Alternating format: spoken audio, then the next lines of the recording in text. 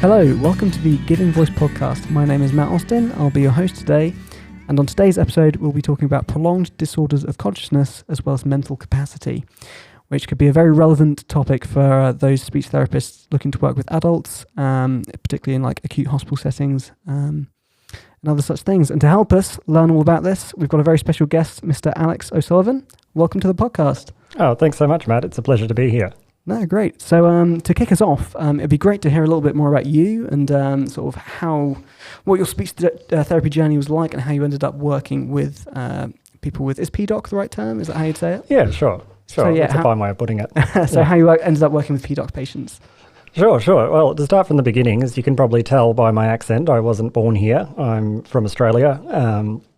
I was born in Canberra and went to uni there, and I actually studied music as my first degree, then moved down to Melbourne and did a master's in music, and sort of reached my mid-20s and thought that actually the academic music life was not for me, and the performance life wasn't for me either. I played piano, but the late nights and it's quite a physical job, and anyway, it was disagreeing with my back, and I thought, I need something that's a little bit more 9 to 5, and so I ended up almost on a whim going and speaking with what we call speech pathologists in Australia, going and speaking with one about her work, put an application into work at La Trobe University and did it, and the rest of his history, I suppose. So I've always worked with adults. I was very lucky to get a nice new graduate position at the Royal Melbourne Hospital, mainly working in aged care for a year, and then I because of family reasons, moved up to Sydney, worked in community settings for a while, in post-acute, like people who've had strokes and gone home and supporting them at home, and then also aged care and progressive neurological disorders, all sorts of things really. And from there I went back to the acute hospital in Sydney and did all sorts of things, neurosurgery, inpatient neuro rehab, acute, respiratory, surgical caseloads, bit of head and neck cancer, outpatients, all kinds of things. And then when COVID hit, I thought, I need to be closer to family, so couldn't find a job in Canberra, so moved down to Melbourne where my in-laws were, and I did a bit more community. But I'd always planned to come over to the UK eventually. It had always had a fascination since I came on a family holiday a long time ago, probably 2005, and I'd been again in 2017 on a family holiday. I thought, right, I can do this.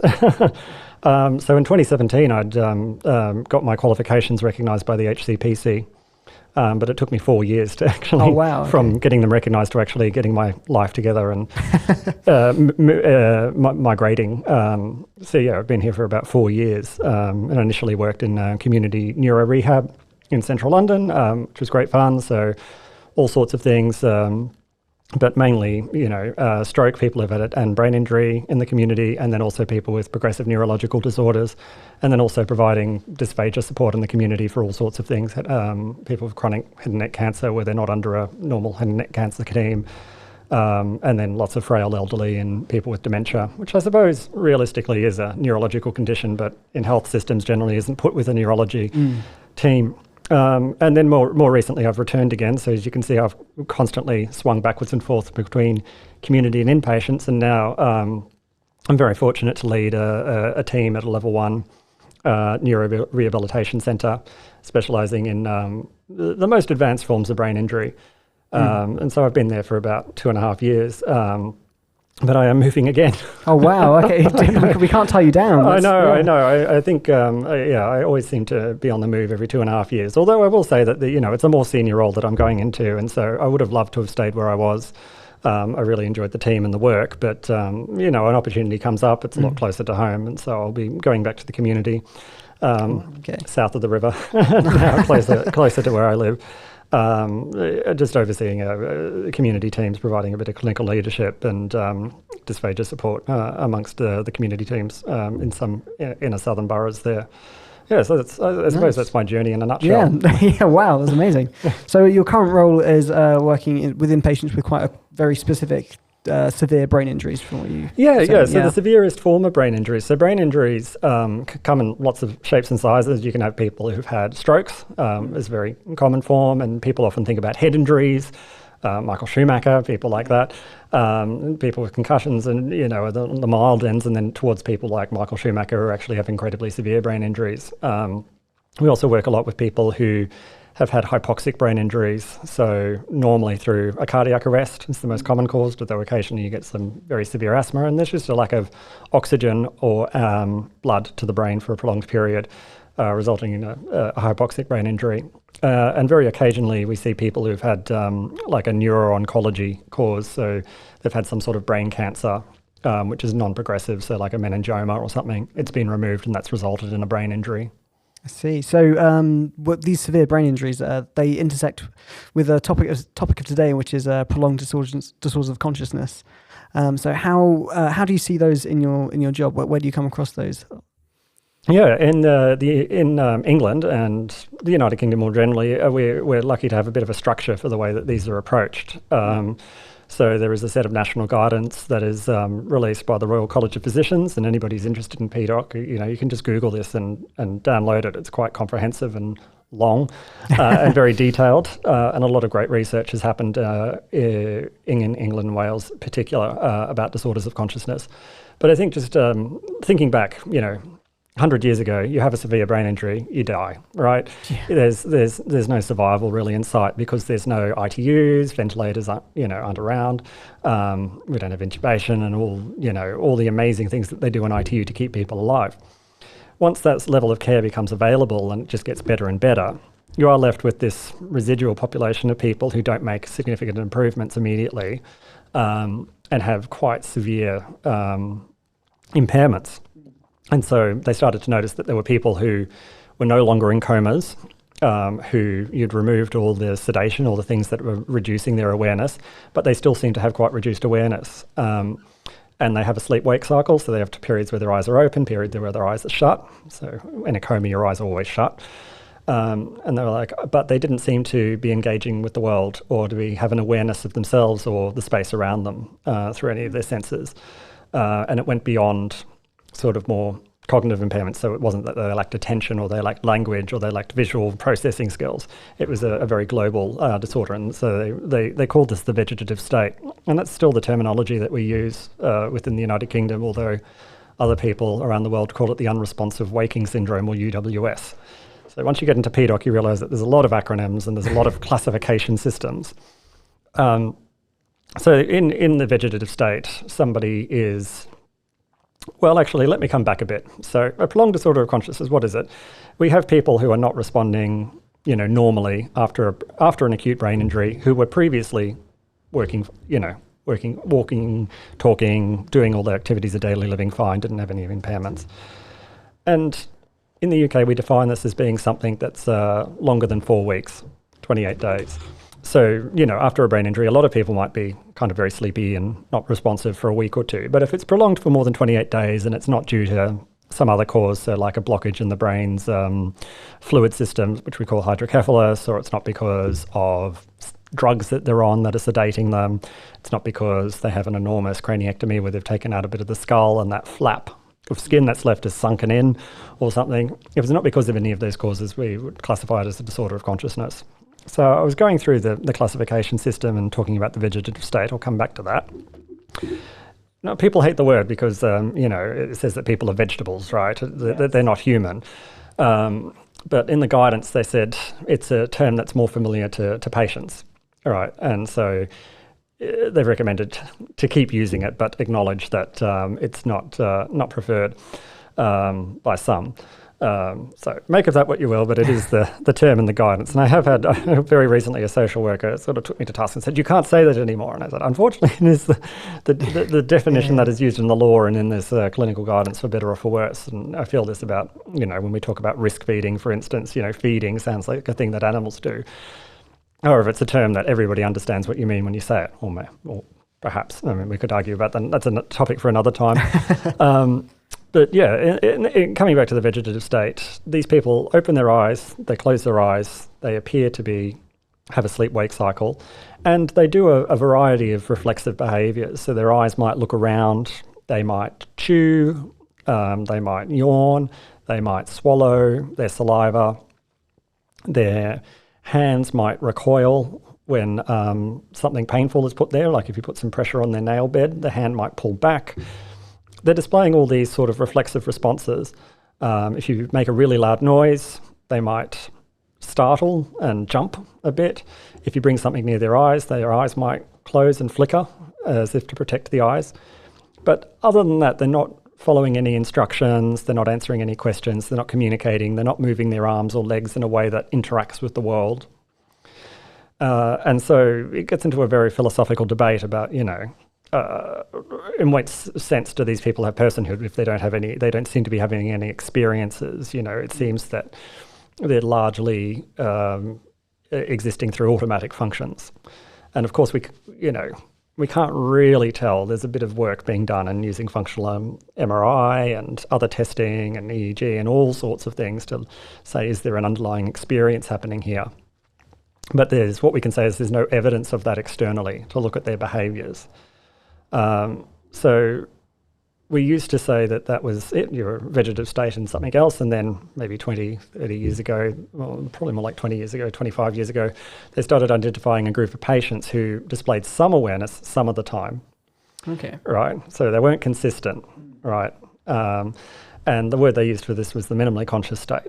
And so this is obviously going to be a little bit more grey about the boundaries of that, but the definition in the UK is that they're people who, are better than the vegetative state insofar as that they display discriminating or localising behaviours. So a localising behaviour might be, if you made that noise, they'd turn their head towards the direction where that sound happens.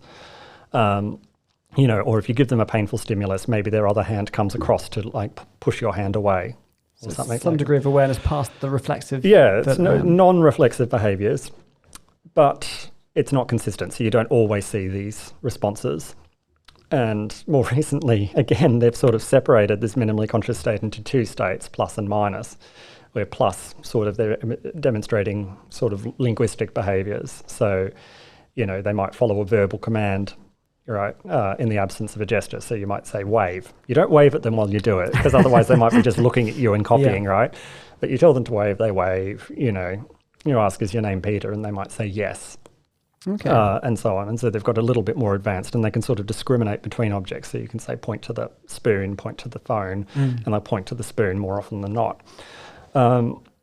The definition of saying when someone stops being in a prolonged disorder of consciousness has its controversies, and Dr. Amy Pundall, who works at the Royal Hospital in Putney, has made this part of her PhD research, which she's published. She's written a few articles, which I'd recommend to anybody who's interested in prolonged disorders of consciousness. But essentially the definition in the Royal College of Physicians guidelines is that there are 3 ways that people might demonstrate that they're no longer in a prolonged disorder of consciousness. The most important thing is that they do these behaviours most of the time with most people. And so you set a series of assessments. Within 72 hours, they'll demonstrate the things that you're looking for. This might be answering 6 simple questions about themselves accurately. So can they say, are you a man? Are you a woman? Is your name Peter? Is your name Jared? Do you live in England? Do you live in France? Or it might be situational questions like, am I clapping my hands at the moment? Am I not clapping my hands? Are we inside? Are we outside? Those kind of things. The other way they might do it, particularly if they have, aphasia, if they have language problems, it might be very difficult for them to answer questions properly, is by demonstrating functional object use. So this means that maybe they would brush their hair, maybe they'd brush their teeth, maybe they'd use a pen properly, maybe they'd open a jar and scoop something out of it. What we're looking for, though, is not sort of like automatic stereotyped behaviours, but something that has some sort of cognitive element to it. Okay. So it's not enough for them just, if you put a pen in their hand, put the paper there, and they kind of just, zigzag the pen backwards and forwards. But if you give them a pen with the cap on it the wrong way around, and they take the cap off, and they turn the pen so that the nib's on the paper, you can be sure that they're actually have some understanding of what they're doing. There's a cognitive element to it. The boundaries of that obviously are complicated, and people have endless debates about, where exactly is that line. And I suppose what I sort of say, and this is my opinion, it's not the opinion of the RCP, it's not the opinion of the unit I work in, is that it's kind of like they've set, you have to draw a line in the sand somewhere. We can talk a little bit later about why is it important to say that someone's in PDOC or not in PDOC. But imagine that you have cutoffs, and I think we have cutoffs in all areas of our work. You know, what is normal and what is abnormal, for instance, or what is mild and what is moderate, what is severe, what's not. And essentially what qualifies for funding and what doesn't qualify for funding. A line needs to be drawn in the sand somewhere, and so that's where that came from. Okay, interesting. So there's a really great rundown of the different levels of PDOC. I was wondering, does it fluctuate? Can you have a patient that fluctuates between the different levels? Like, is that quite common to see? Or, Yeah, so there's a variety of different trajectories you might see. So in the initial, with any kind of injury to the brain, it can sometimes take a few months to get a sense of the trajectory. An experienced neuro-rehab consultant or clinician will have a better sense sooner than other people. But what they call neuroprognostication is very fraught because often, doctors will be making decisions about medical treatment based on where they think a person might get to. And having some idea of where they might get to is really important for those decisions. But at the same time, there is always, as with any prognosis, there's always a degree of uncertainty. So some trajectories that we see is you might see someone who is initially in the vegetative state, and then they kind of progress through the minimally conscious state, and then they progress to emerged, right? It's very unlikely, though, that someone who's been in any prolonged disorder of consciousness will recover to become fully independent, to not require any care. It's much more likely that they will require some sort of care for the rest of their life, right? And normally quite a significant amount of care.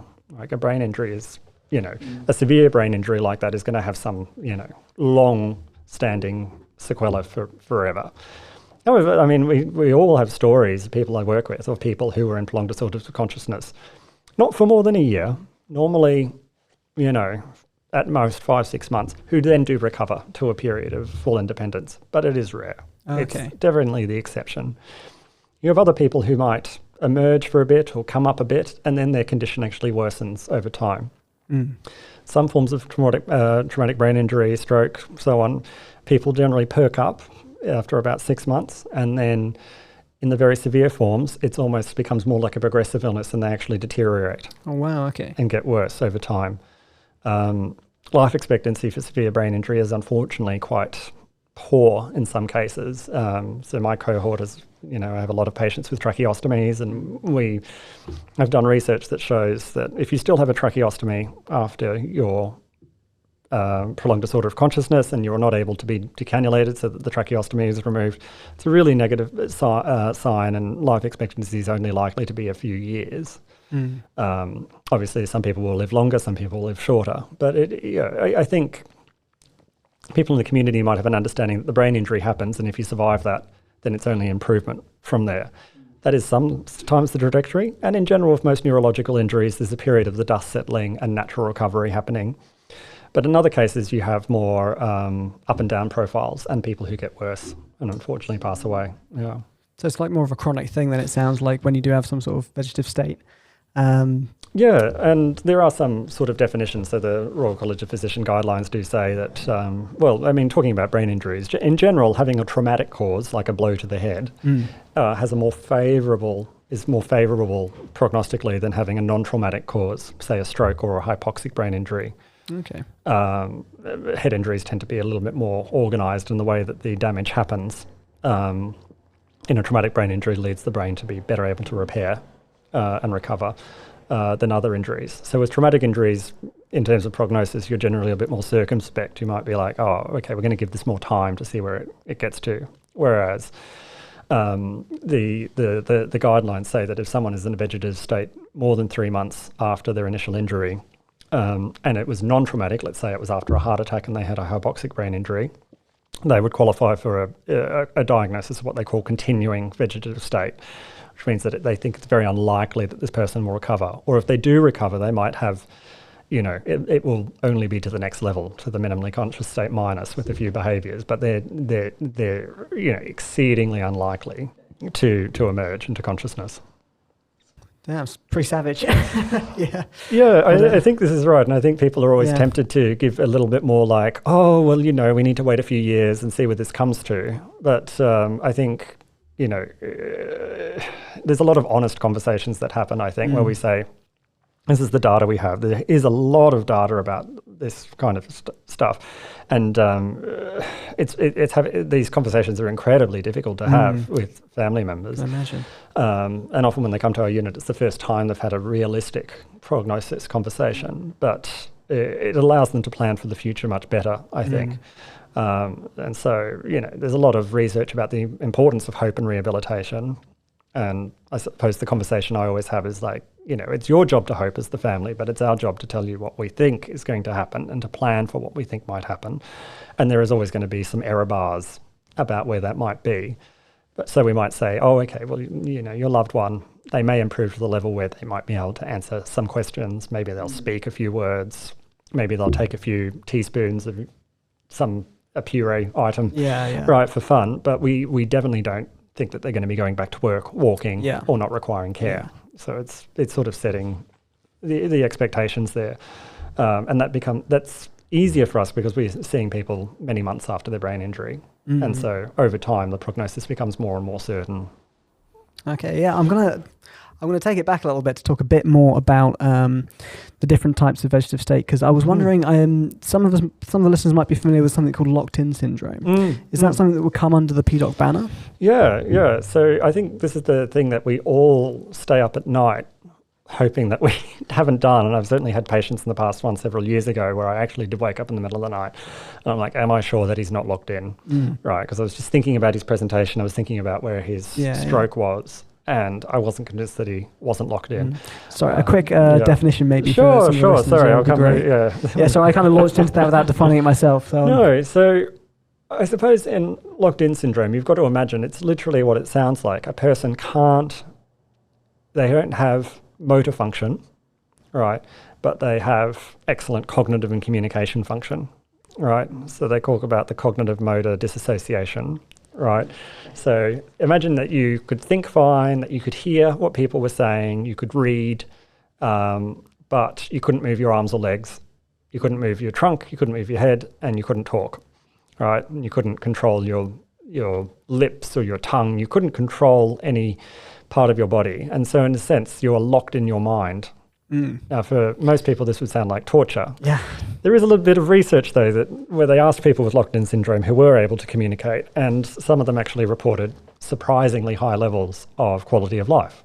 It's an interesting question. I think we can't put ourselves in these people's shoes necessarily and imagine what that experience is like and make judgments about how valuable that is or what the quality of that person's life is. So when we say locked-in syndrome, in most cases, we're talking about people who are not completely 100% locked in. So there might be some people who have some degree of eye movement. So they might have vertical eye movement where they can lift their eyes volitionally up and down, or they might have full eye movement where they can move their eyes backwards and forwards and up and down. Or it might be people who have a little bit of head movement where they can move their head slightly from left to right, but they can't speak and they can't move their arms or legs, right? Or their head well. And so these people, in general, are fairly easy to identify because you tell them look up, they look up. You tell them look down, they look down. This person in PDOC might do that. If they're doing that consistently and consistently following that command, I might tell them, oh, okay, this is one of the tests we might use. I might say, oh, okay, can you look up for yes and look down for no, right? And then I ask them, are you a man, are you a woman, so on. If we get that far, I'm like, well, they're not in PDOC. Okay, yeah, because there's a functional element to their communication with their eyes. Yeah, that's right. And it's consistent. Is it consistent and reliable? And then we can start using those eyes and be like, oh, okay, well, let's go through the alphabet now, right? You can spell something out for me. Is this a question you want to ask me? Okay. And I present the letters. And if someone was really cognitively good, you present the letters in the order that they're most common in English. So you might be like, is it E? Is it S? Is it T? And when they get to the letter you want, they look up. Or they use whatever sign it is. They do that very long blink. They do the head to the right or something. As soon as you can get someone to do two motions, right, if they're cognitively okay, you'll be able to communicate with them in language, with letters. Okay, so the case is quite easy to distinguish in that case, or maybe easy is not the right word. Easy is not the right word. In some cases, it's very easy to see, and they're identified quite quickly. Hopefully, if people know what they're looking for, right, you'll be able to see quite quickly. Oh, this person is locked in. Right. Unfortunately, we do get some patients which we kind of describe as locked in plus, where they're locked in insofar as that they've had quite severe, when you look at the scans, they've had quite severe brainstem injuries, right, which means that we wouldn't expect them to have good use of their limbs, wouldn't expect them to be able to talk, and so on. But they also have problems with their cortex and subcortex as well. So not only are they locked in, they're also expected to have cognitive communication and awareness deficits. But it's very difficult to assess them because we're like, well, we don't expect that arm to move. We don't expect that leg to move. We don't expect them to be able to use their voice. So it's very difficult to identify what is cognition and what's motor function in that case. And that's where it's very detailed assessment with a multidisciplinary team. So not obviously speech and language therapists have a huge role here because it's about, we're assessing them through the communication, but also physiotherapists, occupational therapists who can sit there and say, well, that movement of the thumb is reflexive, or that movement of the thumb seems volitional, and maybe we can rehab this to improve their ability to move their thumb so that they can use the switch, for instance, to communicate in using AAC. Nice. So these patients that either are locked in or are in a vegetative state or some prolonged disorder of consciousness, in what sort of capacity do you see them as a speech therapist? Like, what would you do with a patient with one of these with these symptoms? Yeah. So we work very closely with a multidisciplinary team, and the work we do is, at least in my ward, is fairly interdisciplinary in that we all do what we call our assessments of awareness, which are behavioural observations of someone with a series of controlled and uncontrolled stimuli and reviewing how they respond. More specifically in speech and language therapy, I think if anybody's interested or looking at working in this area, the RCSLT has some guidance that was developed by people who worked in PDOC about work in PDOC. So it comes down to several aspects. So obviously, what do we do? Communication and swallowing. So communication. Just because someone's in PDOC doesn't mean that they can't necessarily communicate. Maybe they can communicate some of the time. Maybe you need to know what the limitations of the communication is. So you might have a patient who, can't answer those questions and is still in PDOC, but if you give them, a simple communication chart that has 6 leisure options for them to do, do you want to watch Brighton and Hove play? Do you want to watch Strictly or something? They can point to that and use that to communicate something about a leisure need, right? So you might, it's always about supporting someone's communication and helping them, achieve some heightened degree of independence in their communication. We don't think that necessarily like behaviourist, impairment-based therapy is going to be that useful for them, right? Because if they're in a prolonged disorder of consciousness, they're probably going to be poorly oriented. They're probably going to have a lot of difficulties with new learning. But there is a lot that can be done about modifying their environment and providing them with, sort of functional adaptive aids like a communication board, like even more high-tech boards in some cases to help them express preferences or register opinions on things at the times when they're a bit more interactive. In terms of swallowing, this gets very complicated and it kind of tie in with the mental capacity questions you've got later on. And I'm actually attending a study day at the Royal Hospital in Putney tomorrow, which is about navigating ethical decision-making in eating and drinking. But essentially what we're looking at is there some way to use swallowing as stimulation first most to see does it stimulate new behaviours? Do they display, awareness of food in a way that they don't with language or vision? So like if you put some food in front of them, do they anticipate it? Do they open their mouth even before you've put it in their mouth or touched their mouth? So they might do that even if you don't say open your mouth, and so you're like, well, what does that mean from a neurological perspective? And are they displaying like non-reflexive behaviours? So people in vegetative state, some of them might have quite an adequate swallow. They might not have a tracheostomy. And if you put food in their mouth, it might just sort of float and dribble to the back of their throat, and then they'll have a reflexive swallow. So there's no real cognitive element into that. The voluntary action of swallowing is not happening. It's all the involuntary bits. And I would argue that there's really, you have to really consider is, because when they're not able to make decisions themselves about what goes in their mouth, we would consider that the decision to give someone to eat food and fluids via their mouth, to start it, we'd argue is a best interest decision. Would say that it gets very murky. Right, okay. And so I'd just say that if anybody is interested in doing this and doesn't understand, I'd recommend that you'd really be talking with an experienced supervisor in these issues, and even in some cases seek legal advice, because it can get very knotty. A lot of these patients have pretty much all the patients in a prolonged disorder of consciousness will be enterally fed. So they'll have a nasogastric tube, a percutaneous gastrostomy, or a radiologically inserted gastrostomy. They're not reliant on eating and drinking by mouth to eat and drink.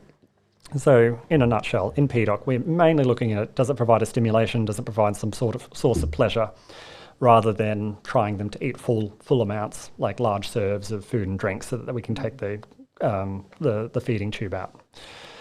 So that's swallowing. It can get very, very ethically challenging and very legally challenging as well. So I won't dwell on it. The other thing, we've got a few other things we work on PDOC just quickly. So tracheostomy care. We work collaboratively with physiotherapists, nurses, and doctors to help people either optimize their tracheostomy or remove their tracheostomies. We participate with oral health. With nurses, they're providing advice about how best to support, because people might be displaying pathological reflexes where they're biting or clamping down, and so they need some assistance with the oral care aspect of things there. And then in terms of the interdisciplinary working, really advocating and looking at communication and making sure that the person's communication needs have been taken into account when the assessments are done. Amazing. Well, I was going to say that's the talk about best interests around EDS is probably a really great segue into talking about mental capacity. So I think maybe to begin with, it'd be great to maybe define mental capacity for the listeners and sort of say, well, I know that's a very big question, but it is. I mean, I can talk about what the legal definition is, and then we can talk about it. So I will say that it's a controversial topic. I think I've provided some links for you to put in your notes if anybody's interested. And you could, some people devote their whole careers to looking at what mental capacity is, or even just assessing people's mental capacity. So just to distinguish, it's a bit different to mental health, right? So we're not talking about the sort of like someone's mental state or mental status insofar as a mental illness might be affecting them and requiring the Mental Health Act to come into play. But I think it's important to note that the UN Convention on the Rights of People with a Disability, the CRPD, it has a committee that's working on this, and it actually disputes the concept of mental capacity. Really? Right. They think it's a construction of the medical system, and it doesn't actually reflect any underlying physiological or psychological basis. Interesting. Yeah. Certainly legally, though, the idea is that it's not. I suppose it's best to talk about it through some of the principles in the Mental Capacity Act. So that was introduced in 2005, and it was basically to allow some protections for care staff, basically, and doctors to provide care and medical treatment to people. This is what its primary purpose was, who might lack the ability to consent for themselves, and to say, well, here's a framework that you can use to determine how you proceed in those cases where you might not be sure that a person is able to think through this decision. So it goes through a few things. It firstly says that when we're talking about mental capacity, we're not saying it's not a status-based thing. It's not someone has capacity or lacks capacity.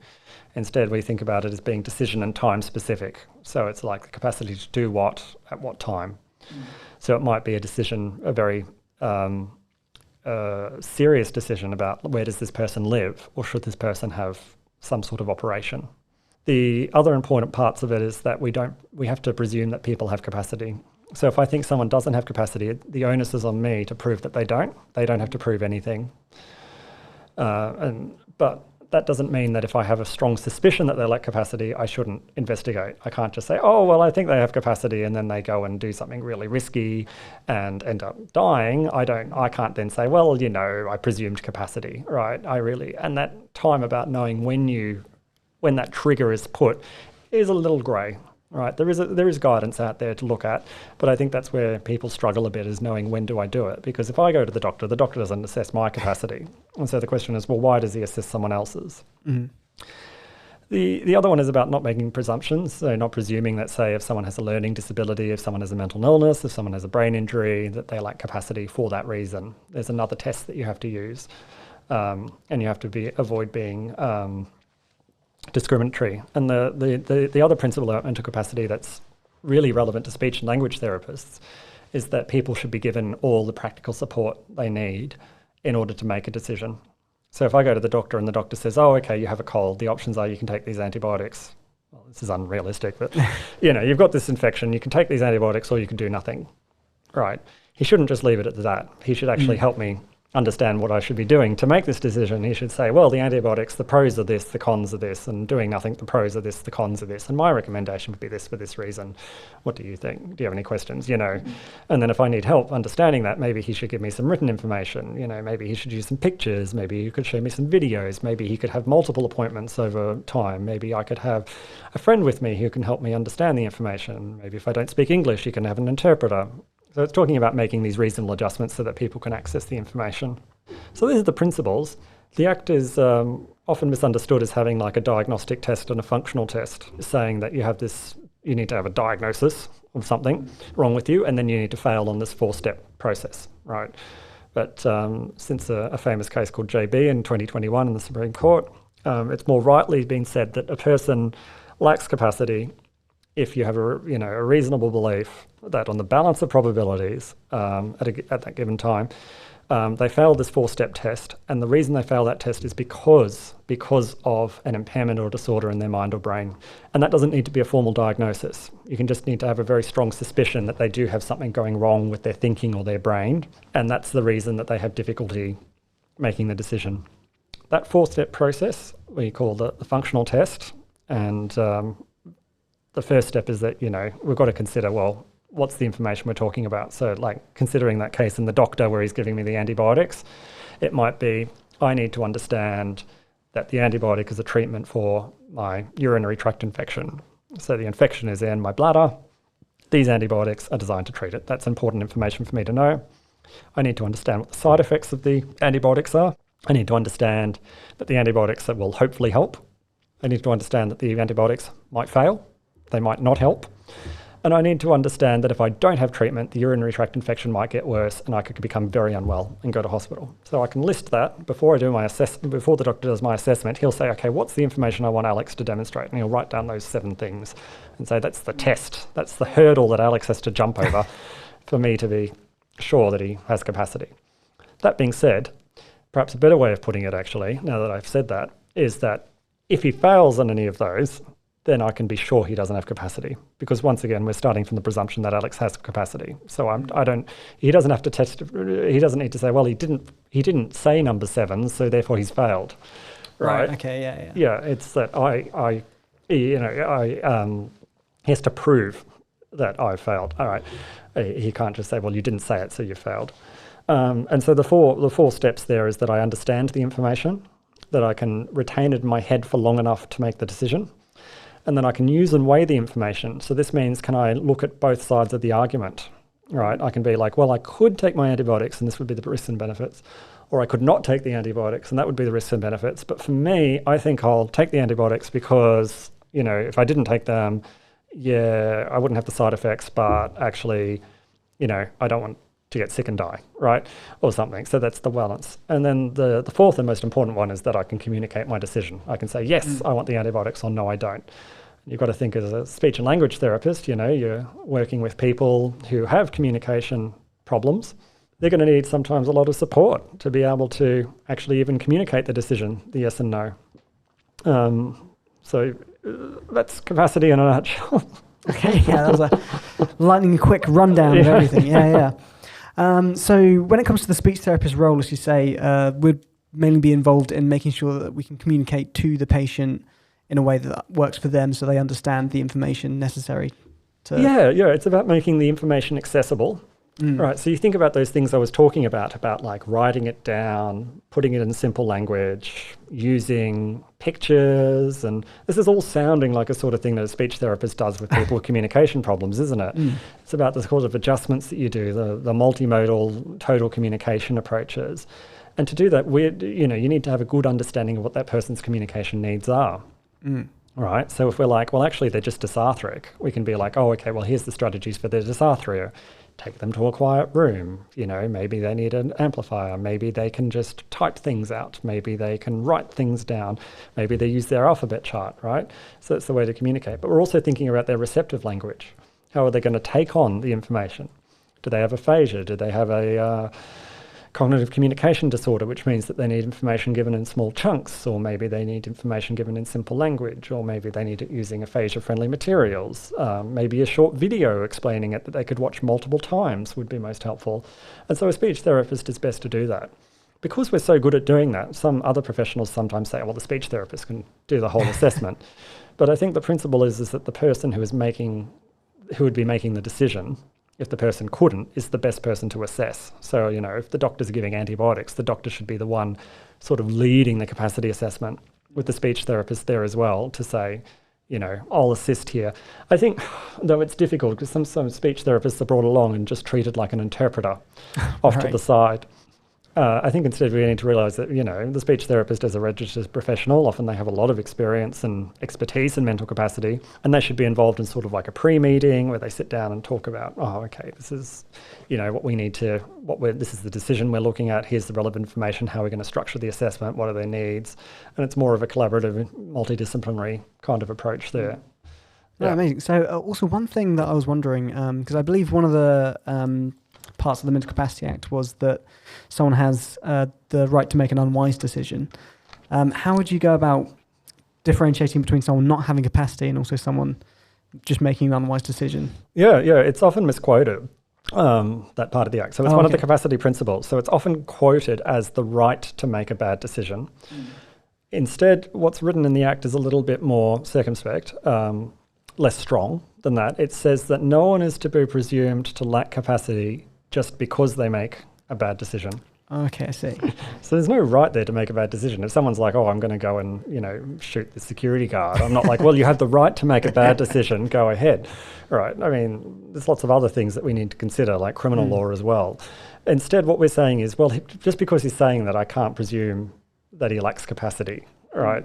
And so, it's really difficult to separate unwise decisions from incapacitous decisions, particularly when you work with, like humanity is like very wide and varied, and you work in the public health system, you come across all sorts of people, right, with all kinds of different health beliefs and different kinds of social beliefs, religious beliefs, and so on, that really interact with how they come to form decisions. And so what you really need to do is to understand who this person is as a person. What were they like before I'm seeing people who've acquired brain injuries, right? But what were they like before their brain injury? What was the way that they would approach life and decision making? Were they someone who went to the doctor, and if the doctor said, take this, they would do it religiously and have an app on their phone to remind them? Or would they just say, F off and then not take anything? And so you really got to think about what sort of person they were beforehand and how they made decisions beforehand. When you come to consider, are they making this decision because that's the kind of person they are and that's the decision that they would make? Or are they making this decision because their brain injury means that they can't see both sides of the argument at the same time? They have a problem with executive function or working memory, where they can't keep all bits of the puzzle in their head at once to balance it up. It is difficult, I suppose, particularly when you look at what they call the causative nexus, like saying that the reason that they've got this disordered decision-making is because of the impairment. And I'll say there are other jurisdictions, which I can't remember, which don't have the causative nexus, right, where it's just enough for them to have a disordered decision-making process. It doesn't need to be because of a problem with their brain to say that they lack capacity.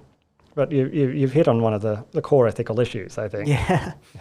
So I was also wondering, if someone is ruled to not have capacity, who then does that decision-making process go to? Yeah. I mean, it's an excellent question. And so this comes to the flip side of the coin of capacity law, which is best interests. So there's a few processes you go through first. The first one is we're dealing with adults, right? There's special consideration for children is very different. They're not covered by the Mental Capacity Act. There's 16 and 17-year-olds. I don't deal in that, so I don't really understand it. I'm talking about people aged over 18. I mean, it might apply to other people, but we only take people over aged 18 or above, so you can get on a paediatric expert to talk about decision-making for children and adolescents. So in essence, the first thing we consider is there a valid advanced care directive? So this is a legal document that someone has signed that has this prescribed format, right, that they have to follow, that will outline, in this situation, or always, I would not want these treatments. It only applies to medical treatment, right? You can't say, if I got a brain injury, I wouldn't want my sister to visit me because I hate her, right? That's not what it's talking about. It's an advanced care directive is like, I don't want CPR, right? Yeah. And it has it was a very, very interesting case at the Court of Protection recently about an advanced care directive that turned up many months after the fact, and some people in the family disputed it, and they said it was not written by the person. It was somehow fraudulent or something. It got very complicated, but I don't see them that often in my practice. I don't think they're that common. But some people who do have them are really insistent, rightly insistent that they get followed. So it's always the first question we ask is, if we're talking about medical treatment, is there a valid advance care directive? Something else you might consider is if the person has a lasting power of attorney. So in the UK, there's two types of lasting powers of attorney. There's ones for health and welfare, which covers decisions about where you live, what you do with your time, what care you receive, who comes to visit you, and medical treatments you might have. And that's where you say, well, if I lack capacity, and this only applies if you lack capacity, I want this person or these people to make decisions on my behalf. And you might write some sort of statements about things that they must do or things that they should take in mind. For instance, saying, I'm a Jehovah's Witness, I must not have any blood products, right? Or if I need to be put in a nursing home, I want to be within 5 miles of Walthamstow because that's where my family lives, or something like that. There's also ones for finance and assets, but we won't worry about that. So that's the second thing we look at. It doesn't mean that person necessarily makes decisions, though, for them. Okay. They need to guide the decision-making process, and if there are options on the table, they can take one of the options that are available. But let's say, a not unusual situation, a person gets discharged home, they're going to have, nursing home needs, and the lasting power of attorney is agreement that this person needs care, and the local authority or the integrated care board come together and say, okay, well, there's these two nursing homes, A nursing home and B nursing home. And the person's like, well, I want C nursing home. And they say, well, that's not on the table. It's not one of the available options. You can't choose something that's not on offer, basically. You can't go to a restaurant and order something that's not on the menu. It's that kind of approach. But you can choose what's on the menu. In doing that, that person needs to make the decision in the person's best interests. And we'll define what that is in a moment. The next thing you consider is this a court-appointed deputy. It's a bit like a lasting power of attorney, except it's not quite like one. And in that case, it's someone appointed by the Court of Protection to make decisions on someone's behalf for a circumscribed set of issues for a certain period of time. It's very rare to have those for health and welfare cases. They're much more common for finance and assets. It's quite complicated. Most people won't have that if you're working in acute care, for instance. They're not common for health and welfare. The next thing you consider is if someone is unbefriended, right? And by this we mean... Unbefriended? Yeah, befriending is like a word that's only used in the United Kingdom, I think. I'd never heard of befriending before. But these people they don't have anybody who's willing to participate in a discussion about what this decision should look like for them and what the things are like. So we have had this occasion from time to time where someone turns up and unfortunately, they've been homeless, they're socially excluded, they don't have friends or family around.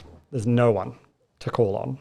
And so you might appoint an independent mental capacity advocate, an IMCA, as it's called. And these are normally commissioned by local authorities to represent people who are unbefriended, so to speak, or where there's no appropriate person to consult. So don't often deal with those. I mean, if you have someone and you can't get in touch with their family at all and you've tried everything and you've called their GP and you've called social services, you've called safeguarding, you might appoint an IMCA and they'll come along and be an independent person to be part of the process. So after all this is considered, you proceed to something called best interest decision making. So once again, there are a lot of principles about what you have to do here. You have to consider the person and the process. Can they still give an opinion? So even though they might lack capacity, do they have an opinion on what's going to happen? Because you need to give some weight to that. You need to give weight to anything that they've said before they lost capacity about what they want to do in this situation. You need consideration to their values, their beliefs, their ways of living beforehand. You need to have consideration of people that you would want to consult. You need to have consideration of the pros and cons of what happens and the impact it's going to have on them. There's not a lot of regard to the impact it might have on other people. A colleague says, English law is very about individual rights rather than collective rights necessarily. But you can involve the needs of other people insofar as it would impact the person under discussion. And so you have a designated decision maker. They take all this into account and then they'll come to the decision. So it's not the decision that's best for the person. When it says best interest, it's not the one that's best for the person. Indeed, it might even involve doing something that's more dangerous for them or could even end their life in some cases. Right, and this is where you talk about, say, withdrawal of life-sustaining treatment through a best interest process. And it's not even just the decision that you think the person would have made if they were in the situation. Instead, it's a decision that considers all those factors at once. If it gets very knotty, it goes to court. Right, if it's quite serious, like serious medical treatment, serious discharge decisions, things like that. But then there are lots of decisions that are made on a daily basis by clinicians doing their things there. So anything with like severe like ethical issues, I suppose, like as you say, like opting for a DNR or like refusing life-sustaining care, that would go to a court?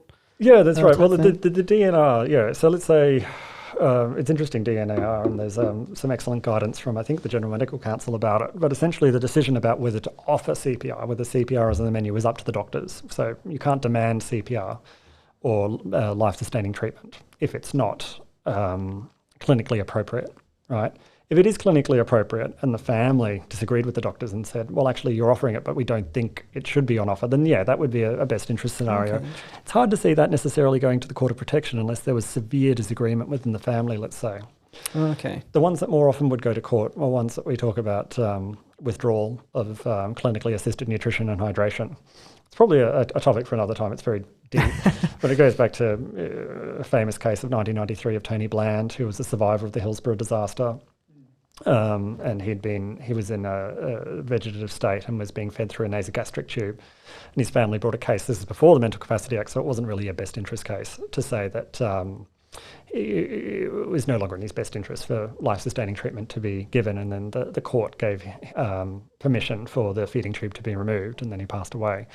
And there's been a series of cases that have come to court since then following new and different legal processes. It's quite complicated, and it's all laid out in the Prolonged Disorders of Consciousness guidelines, and there's a special guidelines about making decisions about CANH, which I think is by the British Medical Association as well. So it does get quite complicated. It can get quite knotty, it can get quite legal at times, but I'd say the vast majority of these decisions are made at a local level without the need for the court to get involved. Okay, nice. So that does lead on quite nicely. I was wondering how mental capacity does intersect with prolonged disorders of consciousness, and where like a speech therapist role would be in that process, if at all. Yeah. So almost by definition, if someone is in a prolonged disorder of consciousness, we would say that they lack mental capacity to make decisions. Because if they're not able to answer questions reliably, like, is your name Andrew, is your name Tim, are you at home, you're in hospital, they're probably... they're going to be disoriented, right? And if you're disoriented, I think, if you don't know where you are, why you're there, and we're asking you to make decisions about it, you're not able to appreciate the relevant information to that decision. So you'll lack mental capacity. And we do specific written up mental capacity assessments showing that. We don't just say, is in a prolonged disorder of consciousness, lacks decision-making ability.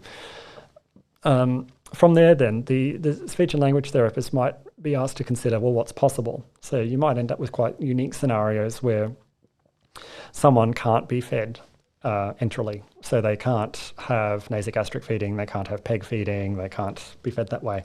And the question you're asked as a speech therapist is, can they eat and drink orally, right? And so before you do that, you have to consider, well, is starting this a best interest decision? That can get quite knotty. And so it's a lot of work with dietitians, doctors, nurses, sometimes your hospital's legal team in some cases, to talk about what is possible. And so you'd be doing an assessment of their swallowing, and that assessment is high stakes because it might affect, decisions that are made about potential medical treatment in the future. Considering the mental capacity there. So that's one area where it intersects with speech and language therapy. Helping participate in those mental capacity assessments for people in prolonged disorders of consciousness, and writing those up collaboratively with other team members would be one. And then in terms of best interest decision making, it would depend on the decisions that are being made. But let's say, you might be part of this is probably a bit more of an advanced practice skill, but there are some speech therapists who become expert PDOC assessors and will work with families in gathering that information to help inform that decision that might be made by the medical officer in charge. Wow. I'm trying to I think we've kind of scratched the surface of PDOC and mental capacity, but it sounds like there's so much more underneath that and so many more different facets that are you can really go into. I think in the interest of time, I might sort of call it the interview there, I think, but I'm sure you've got plenty of things you can maybe send us to link in the description to the podcast. Certainly. Yeah. I've got a few resources there, and I'll just say it seems a bit daunting at first, but most people who come into this field come from a neuro rehab background. So they get their bread and butter in stroke and TBI, working on acute units or level 2 neuro rehab units, and then they've done that for a bit, and then they're like, okay, now I can apply that to prolonged disorders of consciousness. I mean, it's just a brain injury after all. It's a classification we give to a severe brain injury. It's nothing. It's nothing particularly special or something to be scared of necessarily. Nice. So yeah, I think we're going to end it there. But I have one last segment that I'm trying to do for every interviewee that I interview. I always ask for a recommendation of something that you're enjoying right now to sort of end the podcast on a light note. So it can be anything it can be speech related if you like. It could be an article or a journal that you've read, or it can be completely just separate, something you're enjoying, like a book or just like a cool dog you saw. I don't know, whatever. The two things I'm enjoying at the moment are not speech and language therapy related. I'm finally getting around to reading Wolf Hall by Hilary Mantel. Okay, highly recommend it. I mean, she's dead now, but it won the Booker Prize, and it's just excellent. Moving to London, seeing all these sites from Tudor history and then seeing it in print, and it's excellent, highly recommended. And the other thing I'm enjoying is, because I did a music degree, is the Chopin piano competition is on in Warsaw at the moment. So whenever I'm writing my notes, I'm streaming that and watching all the pianists in Warsaw play through their Chopin. Yeah. Amazing. Well, thank you for those recommendations. And I think we'll call it a day there. But thank you, Alex, for coming in and being interviewed on the podcast. It's been really, really interesting hearing your perspectives and just getting more information on prolonged disorders of consciousness and mental capacity. No worries, it's been a pleasure. No, thank you. And thank you very much. I've been Matt Austin with Alex O'Sullivan, and you've been listening to the Given Voice podcast. Thank you very much.